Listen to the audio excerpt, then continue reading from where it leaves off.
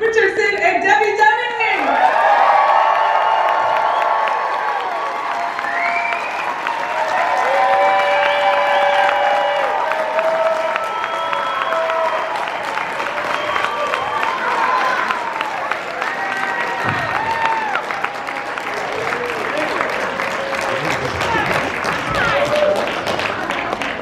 Holy smokes! This is so exciting to get to have these guys here. My name is Stephanie, first of all. I am the special guest author coordinator for FanX, so we get to bring in special authors to be part of the show. And I also get to have the fun job of talking to these very special guests, so love this job. And as a kid growing up in the 90s in Michigan, this was required viewing. So I'm thrilled to be part of this panel today. But before we dive into the past, let's talk a little bit about something that's coming up in the future that all three of you guys are a part of. And who's going to take the lead on talking about shifting gears? So Tim has a new show, and this will be the first show on his second season of Shifting Gears. And when we were asked to come back, we really didn't know, nor can I tell you why we were coming back. But we found out we were all coming back, and it was like walking through memory lane, because our stage where we shot Home Improvement was here, and Shifting Gears was here, just a stone throw away. So we got to come back and act like we were all back. It was just an amazing experience. It's going to be on October 1st, ABC. If you want to catch up, go to Hulu and watch all the shows leading up to it, and you'll know exactly why this show is so important. Literally 30 years later, and we still have the same costumer, makeup artist. Lighting. We had one of our cameramen. It was like Tim never lets anybody go. I don't know where he keeps them, but he keeps them doing something. His tool belt. It's a very large tool belt. It's fun when you work with somebody like a team, and you come back and you haven't seen them because you work week after work with those same people, whether it is wardrobe or craft service, and you come back and you get to be back in that. It's a very rare opportunity. We just had a great time. Hold up, Pat's getting a phone call. Well, I'm not in the movie. Patricia's first Comic-Con, so you guys should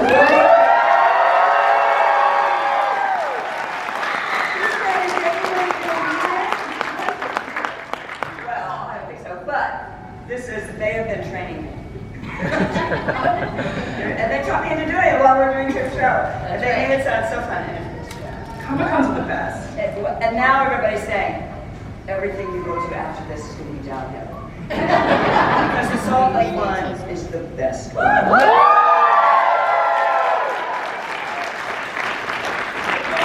I gotta say, it's pretty good for us. Oh, yeah. It's great. So with shifting gears, what was it like for you to be in that situation where so much is familiar but so much is different?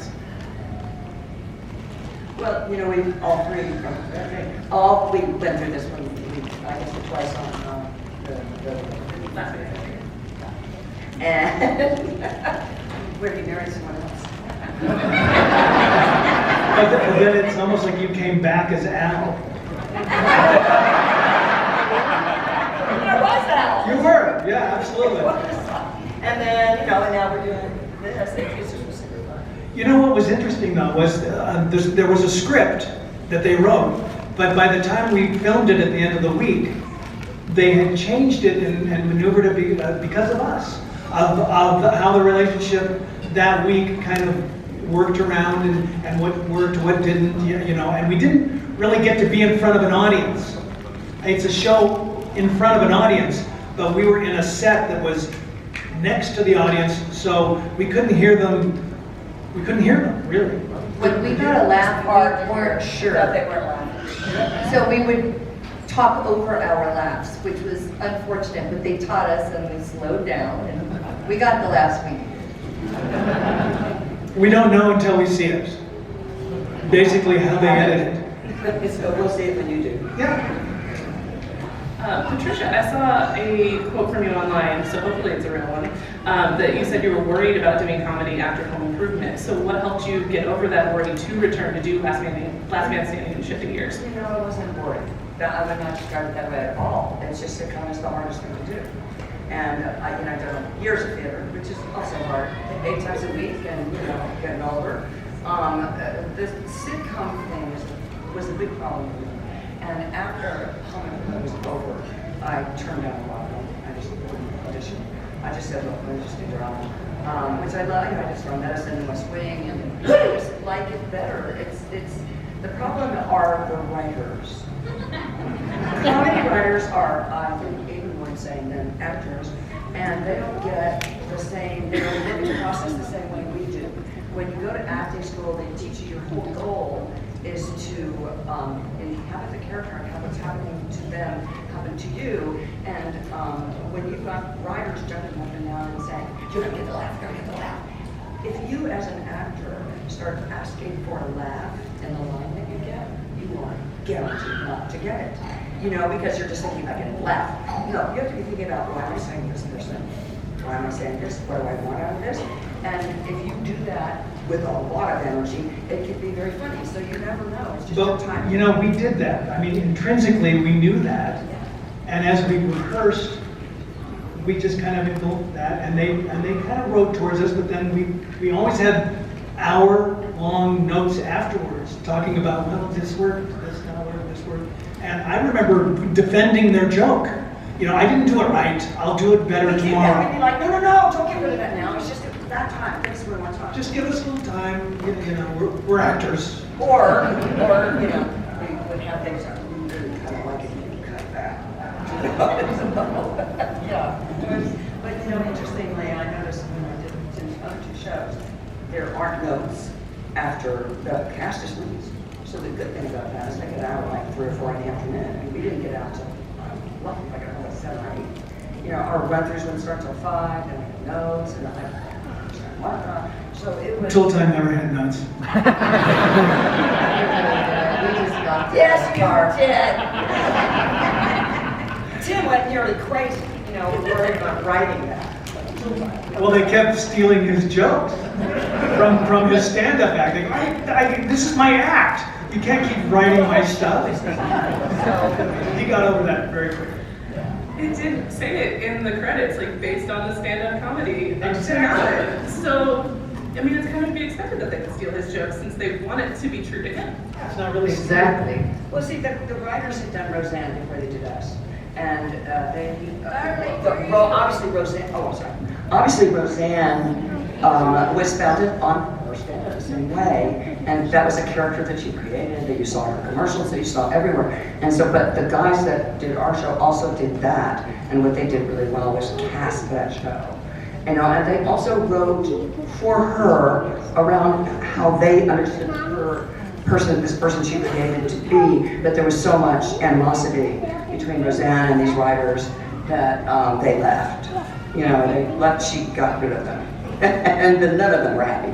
Well, the way Matt Williams tells it is that he told her she can't be that mean to John Goodman. And she's like, well, that's my act. I make fun of my husband. And they go, America is going to like John Goodman. If you keep, doing that, they're not going to like you. And she just fought that, and she fired them. And I think she then told the new writers, I can't be that bad. I can't be that mean to John Goodman. She understood, but she didn't like being told that because, creative people want to feel like they're in charge sometimes, but then there are other people that go, okay, I understand, I see that, and they, through their craft or whatever, just kind of make that truth. Right, adaptable, adapt. So the pilot aired. We just hit the 34-year mark a couple weeks ago. Yeah, September 17th, 1991 was the pilot. I'm only 40. Right? I don't know what. I said this in another panel. Time is alive. We're not that old. So it's been 34 years since the pilot aired. At what point did you guys know, and especially Debbie for you coming in later, at what point did you know that you were working on something special? Well, I was working on all sorts of commercials and what have you, and little bits of shows here and there. When I came in the first year, which was the very first year, I came in as Kiki von Christian while in China. Do you remember that? I was blessed enough to be asked back after Pamela decided to go, and I realized I had a family, I had a place where, you know, people tuned in. It's a crazy thing when you work so hard and all of a sudden you're like, now you have a name. Now you actually have made a name for yourself. And this name that I made for myself, doing everything that I love. I loved showing up, I loved parking, I loved the fact that my dressing room became a nursery when I had a kid. I mean, this show was so good for me, and you know, we had antics, we were a family, we had funny things we do. When you work with somebody for year after year, you know, 5 days a week, you become like family. Sometimes we'd argue, sometimes we'd be a little pissy, and you know, but at the end of the day, we all really, really loved our job. I mean, I thought it was great.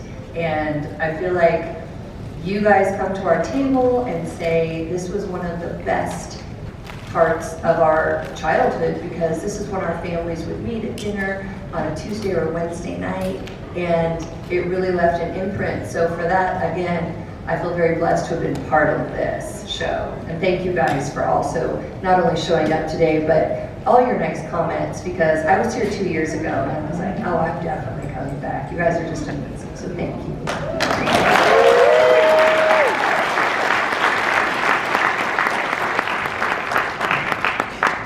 Well, you asked, when did I know? I didn't, and I was a last minute replacement for Frances Fisher, who's a friend of mine now, a wonderful actress. Kind of just got off on the wrong foot with the character. It's not like she can't do comedy, she can't. But Frances Fisher played the mother in Titanic. Yeah, and you've seen her a lot, and she can absolutely do comedy. It's not that. It was that the way the show is written, if you play the wife as a victim or as like, yeah, don't touch the dishwasher. You know, it was like they were so worried because he was seeming abusive. And so that's why, you know, they got. Now, I'd already been signed into another show with Disney that was supposed to happen in September. I had just given birth to twins 3 months before this. I was not interested in working like that, but they called me and said, we want you to start tomorrow. This was a Wednesday. They said, we want you to start tomorrow. You'll rehearse Thursday and Friday, maybe Saturday. Monday we'll do cameras, Tuesday we shoot the show. And I had worked in a year because I was pregnant, in bed, and 2 kids with colic, and you know, so it was like, Tell them the show that you were supposed to do. the show that I was supposed to do, ironically, was called Home Movies. And it was by the people who wrote The Wonder Years. No lie. Yeah, and it was supposed to be about a husband and wife with a very young child, and it was going to be like a dramedy and not a sitcom, which is really what I was interested in doing. I've already done 3 sitcoms that failed. And so I was like, my husband was an actor, is an actor, ex-husband, and Ray had done a lot of series work, and I had already done a couple of series. So when we did the series that night of the pilot, and the laughs were like 11 seconds, 13 seconds, I mean... And they didn't know who we were. They hadn't seen the show yet, so they were laughing in the moment without having any context. They'd never seen Tim before, probably. No, and they saw his Men Are Pigs. They might have. It's Showtime, so it depends on whether you got Showtime. Yeah. Yeah, but you know, so I come up to the dressing room afterwards, because listen, when I'm waiting for these laughs, and I'm like waiting. I'm just thinking, God, you know, we've done so many pilots, Ray and I, and we knew they always stack the audience with your friends, right? So I'm just thinking that the reason we're having these ridiculous laughs is because it's full of friends. So I was like, God, these people are nuts. I almost wanted to kind of go, calm down, we're trying to do a show. You know? So when it was over and I went upstairs and my husband was up there, I'm still just like, whatever. I thought I would do the show and it would fail and I would get out and I could be with my babies. How'd that work out for you? because there had been other shows with a stand-up and a family, which had bombed, and I just thought, whatever. But the script was good, and then the way it was going so well, but see, that's not a guarantee. In Hollywood, you could do a brilliant sitcom and not get picked up. So you never know. And so I go up to them, and Ray's like, well, welcome to the show you're going to be doing for the next 7 years. And I was like, what? And what? That's not my plan. And he was like, it is so good. And then he started breaking out the show and the writing. And I was stunned. I just didn't know. But that's when I figured, because they got the time slot next to Roseanne. That's so much of the game. And we were up against Seinfeld. And we won. And we beat Seinfeld. However, they moved Seinfeld to Thursday night, and that became must-see TV. And it also became, well, Seinfeld is the smart show, and Home Improvement is the show for children and their parents. Which is a good thing, because now we are really rewatching it, and it is such a safe show, and such a show that you don't have to worry.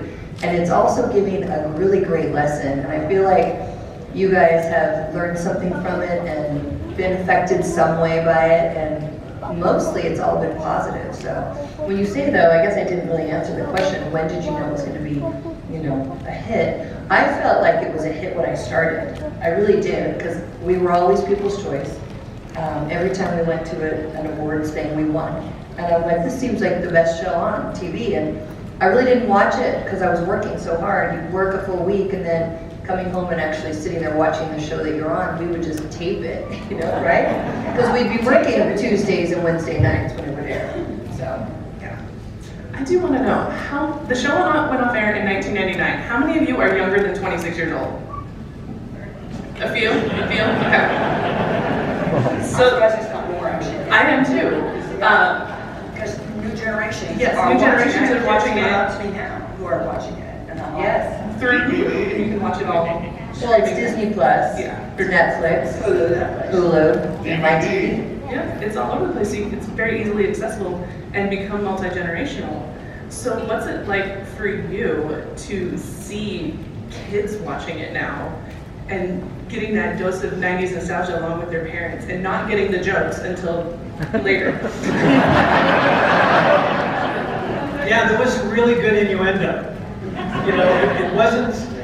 It wasn't mean-spirited, or it wasn't like too over the top, but it was there. And as we got older, you go, oh, that's what they mean. Not in a gross way, but in a very funny. I mean, how many times did you say, you mean the box, or whatever? It was a really big thing, you mean the box. There were just those little things. Would you have done? now see, there's the future watcher. Yeah. Would you have done anything differently with how you performed or portrayed the characters if you would have known that people would still be watching it 34 years later? It was a surprise. I would have. I don't think so. I was always just trying to keep up with it. Just trying to get it better. I mean, every week, we're on the stage working things out. During the day when we're rehearsing, we're changing lines. We're like, can we try this? And then we get to the notes, and okay, we do that. We're working, trying to make it better. And I could not watch the show for many, many years afterwards, because if I did, I would spend the whole time going, I knew we should change that line. When you have that other line, you could have done the other line, it would have worked much better. Or, what am I wearing? Or, I look so horrible. Or, oh, that was wrong. That was the wrong choice. I was so critical of my written watch. So I just started last year, and I went through the whole show. And I'm really proud of it. Yeah. Really am.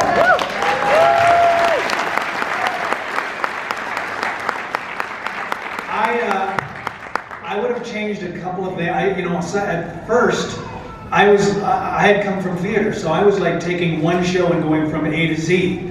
And Matt says, you just slow down. We're going to have a few years of this. You don't have to be that whole, arc of every emotion and everything, because we're not finishing it up.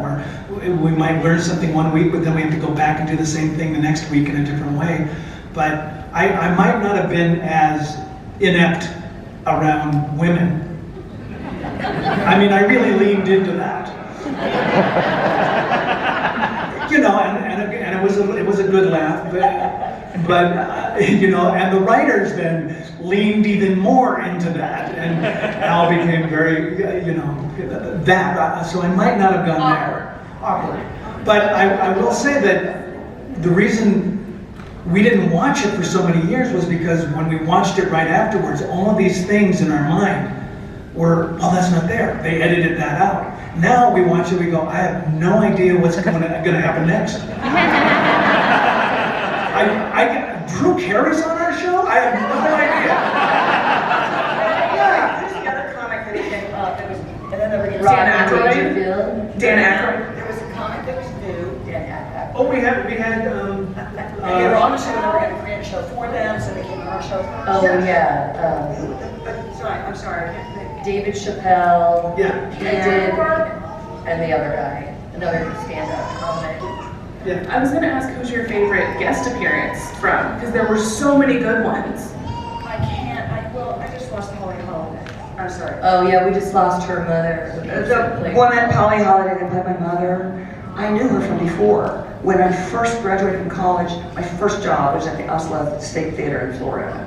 And they are the only rotating rep theater in the country, meaning that the company they have to do 3 different plays every week.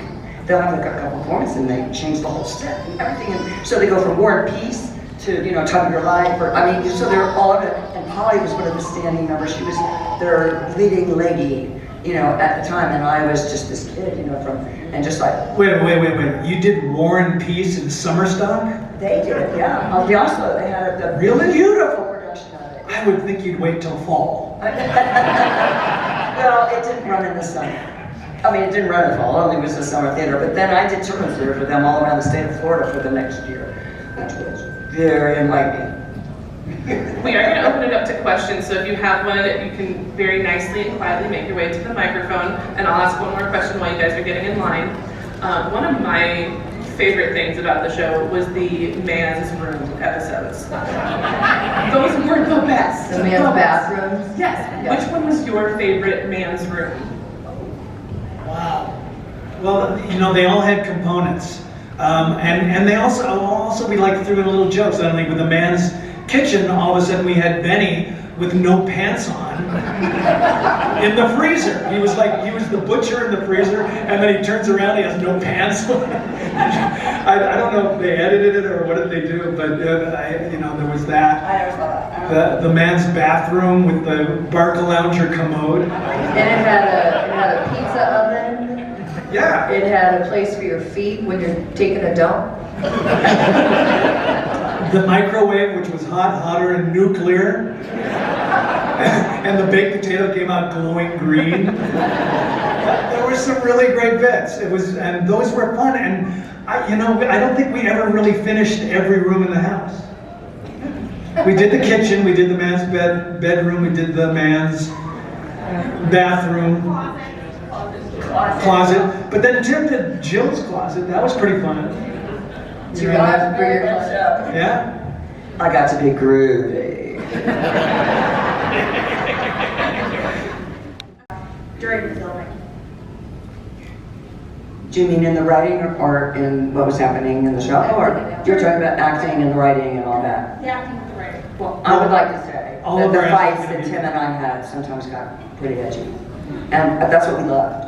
We knew that it was working if we'd do a scene and people were frightened enough for the camera guys to go, whoa, you hate to see that? They would say, no. Well, Tim was scared of you.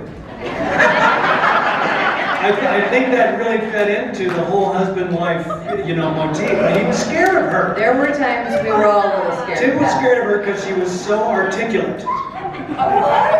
She was very articulate. When she needed something, she was able to express it. And Tim's like, yeah. I'm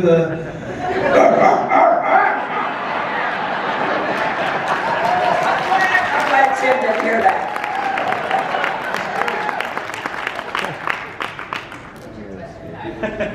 So my dad got sick and died the same year that the show ended, but it was his favorite show. And so growing up it was me and 3 brothers and my mom and dad, and so that was like the show that we all watched. It was really hard when the show ended because my dad was sick at the time and he died like just like 2 months later. So I wanted to say thank you because you, like on that show, you gave us a lot of like bonding family time, but it also helped us like talk about things that weren't easy to talk about, especially like with my brothers and stuff. Like kind of showed them how to talk to my parents, how to talk to them, because it was just a really good example. So I rewatched the show last year, and there were a couple episodes that I noticed that there were things that, like Tim teaching Zachary Ty Bryan how to treat his girlfriend, and like, no, you don't do that to her, that's not how you treat your girlfriend. And my dad pointed out during the show that there were very specific moments where he was like, that is how a wife or a husband should treat a wife when he was with Jill. And so my question is, how, like, was there a particular point or a particular like scene that you felt endured or endures to help teach parents and children how to communicate with each other, like Tim did teaching his son how to treat his girlfriend? Are you asking about direct, I mean, us relating with the kids in that sense, in this, that what you're asking, or or something that we did that, like, how, like, was there, when you rewatched the show, was there a point where you like maybe didn't remember specifically filming it, but you're like, wow, that is a really good thing that I hope children and parents pick up on? I did feel that a lot watching, not necessarily the things I was in, just the show in general. And it wasn't like they tried to hammer in messages, but because they had the Wilson scene we always knew was going to be what either about the A storyline or the B storyline. And it would always be, without trying to be too heavy-handed, some sort of lesson about whatever it was that the person was going through, which I thought was such a great thing. Yeah. You know, and so when you talk about that, I learned from the Wilson scenes. You know, I don't know, how many did you feel like sometimes you'd watch the Wilson scene and go, oh boy, I didn't know that. I would watch the Wilson scenes and go, how did he come up with that monologue so brilliantly? He had such philosophy and he spoke it so beautifully that we listened, and it's always funny to see Tim's interpretation the next day when he takes it on the road. Thank you for your question. Hi, my question goes out to Richard Karn. What was it like? No paparazzi, no paparazzi. My question was, what was it like on that one episode of Home Improvement when you didn't have a beard and Tim had a beard? Rick Oh my hated gosh. that. Well, you know, when I auditioned for the show, I wasn't really auditioning for a role that had already been cast, and I had a beard because I was doing a Shakespeare play. And then Carmen calls me and goes, Rick, do you still have that beard? I go, yeah. She says, well, we might need you. I go, great, I'm there. So I had a beard for a long time. And it wasn't until like the 4th or 5th season where we went back to do the first Tool Time episode, where Tim has a beard and I don't. Oh, wow. And we filmed a whole show, and then I went backstage and shaved, and we came back out and did that Tool Time episode to bank it for a show that we'll be doing in 3 or 4 or 5 weeks. So I had like 3 weeks to grow my beard back. But it grew almost enough, but it was weird because my face had gotten big. And Tim, with the fake beard, he looked like an evil dwarf. An evil elf. He looked really weird. And if you remember the episode, it's like, hey, Al, you know, will you hold this nail while oh yeah, sure, Tim, no problem. And then fade to black, and you go, ah! And you see the starting of that relationship. And Mrs. Binford was the Tool Time girl on a on an organ, and she kept calling him Tom. It was really funny. It was really funny, but it was weird, and the breeze felt weird. There was air on my face for the first time in years. Thank you for your question. What was your guys' favorite episode to film? I loved it when we did the grease lightning. I thought that was a lot of fun. We had a great costumer and choreographer, and unfortunately, Tim's back went out that particular week, and so they ended up changing his choreography to like just basically sitting in the back of the car. I'm sure you'll notice. He couldn't dance anyways. I was very uncomfortable. No, you were a good Oh, dancer. no, I look like a ton of bricks. They have to pick me up and twirl me around. I'm like, oh God, those poor guys. There's an episode where you guys do an Irish jig. How much practice did that take? A week. We had to do it in a week. You were good at it too, you guys. Well, we're Irish. Comes down. But I do remember on that episode Yeah. that I went into makeup and I go, oh, give me a pompadour. Give me big hair because it's the 50s. And I walk out and you and Tim look at me and go, and they went, oh, shit. And they went back into makeup. An hour later, they came back out with big hair. And, but you looked great. But it was like... Thanks for your question. You remember that? Yeah. What's your question? So this one's for Richard and for all of you. The character you play, Al, is known for his level flannel, calm and collected demeanor. Was there any part about you that kind of led into that character? Was that from you or? I think it was a little bit of my dad, who was a builder, contractor, so he was very, I grew up watching these guys be very confident in what they're doing and how they did it, and so there's a lot of Al in there. When I got to costumes the first day, they brought out these Ralph Lauren brushed cotton plaid shirts. And I'm going, geez, these are like $175. Why don't you just go to the Gap? They're like $25 and they're flannel and they'll look better on me. They're not fitted, so I changed that look a little bit. What was the question? It was maybe what part about you kind of led into the character as well as all of your characters as well? Was there any part of? Yeah, I think a lot of my dad did that, and a lot of just working off Tim. And Tim was very nervous. You guys don't realize how the first few episodes he didn't feel like he was an actor. So he was intimidated in the sense, he'd still fill 10,000 seat arenas doing his stand-up, but being an actor was kind of a new, kind of unsettling thing. And so a lot of what I was doing was just feeding his, confidence.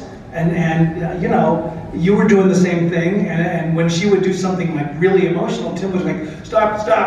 Well, tell that story. It's very funny. Oh yeah.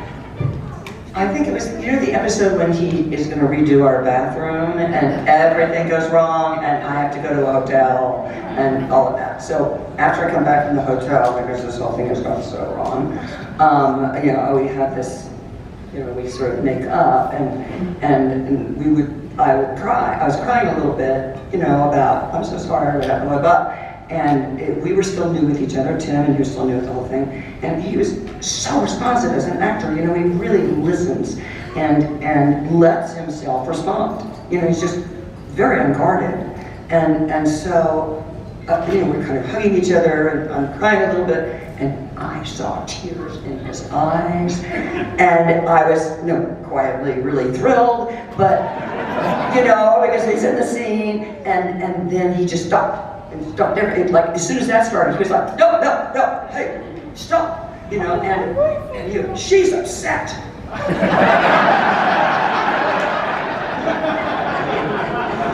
And it was so so sweet. And John Passman's out there going, she's acting, Tim. That's a story that's told a lot. Thanks for your question. What's your name and your question? My name is Steve, and first of all, thank you all. My wife and I raised 4 kids on your show. All right, love it. Wow. So they all watched it with us. It's what we did on that night of the week. So you weren't watching the show much? Either that or we weren't good parents and the kids were running around. Don't know which. So in the last forum, this question is for Richard. In the last forum, an actress told us, she was a video game actress, she says, I actually don't play video games. And it got me thinking, have you actually ever built anything with power tools? Because on the show you're the... Yes, I have.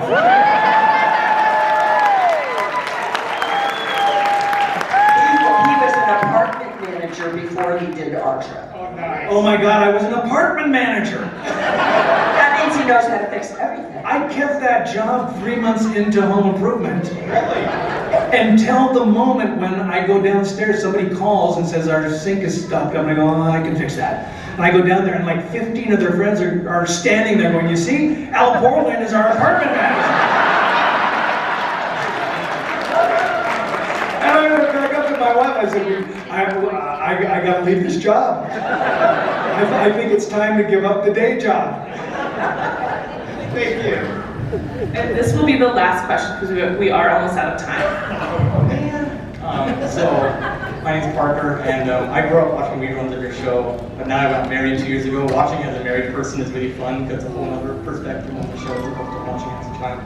But my question is, I was curious, Eileen is in the show like season 3 or something, and she's there for a while, and then it feels like on the episode of your wedding day, you guys end up breaking up, and then Trudy kind of gets put in like last minute, I feel like at the end of the second last season, and then you get married. So my question is, was that more just the writers thinking it'd be a good plot, or did something happen with Eileen, like the actress, so they had to drop her off, or what? How did that happen? You're asking about Eileen? Yeah, like what caused that shift? I Because the think chemistry was there. Eileen and I were too good together. Yeah. They couldn't figure out funny for us. We were just too, too, and they needed more like that. And Megan came in to play Trudy, and Tim had just worked with her on a movie, the Amish movie, for Richard Ward, and they brought her in kind of to mix things up. I don't know why. I really enjoyed working, with. What's her name? Let's just go with Eileen. Eileen. You know, the irony is his actual wife is really named Tootie, so they gave him a girl named Trudy. Kind of cute. Yeah, they knew I couldn't remember names.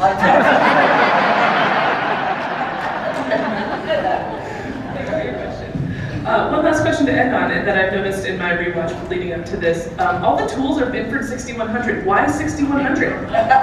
The internet wants to know. The only one was the girl, there was a female set of tools and it was 61. Or the doll set was 61. But everything else was 6100. And the internet, I looked. You are observant. Everyone on the internet is like, nobody knows why it was a 6100. I don't know why it's a 6100. Okay, so I guess that's a question. for Maybe Tim. because if they went to a different number, it's already taken, because so many tools are, Tim wanted Snap-on tools, the Snap-on tool line, and Disney went, no, we'll become an infomercial. So they had to come up with Binford, and oddly enough, during my research, there was a husband and wife named Binford that were archaeologists of man's first tools. And I brought that up to the writers and they went, oh yeah, that's interesting. Anyway. Give it up for Richard, Patricia, and Debbe. They will be at their tables. We'll be at the table. We're starting at I-1, 2, and 3. So come see us. Definitely go check them out. Meet them. If you didn't get to ask your question, you can go go ask them at the table and get photo ops with them. So thank you all for coming. Have a great rest of your time.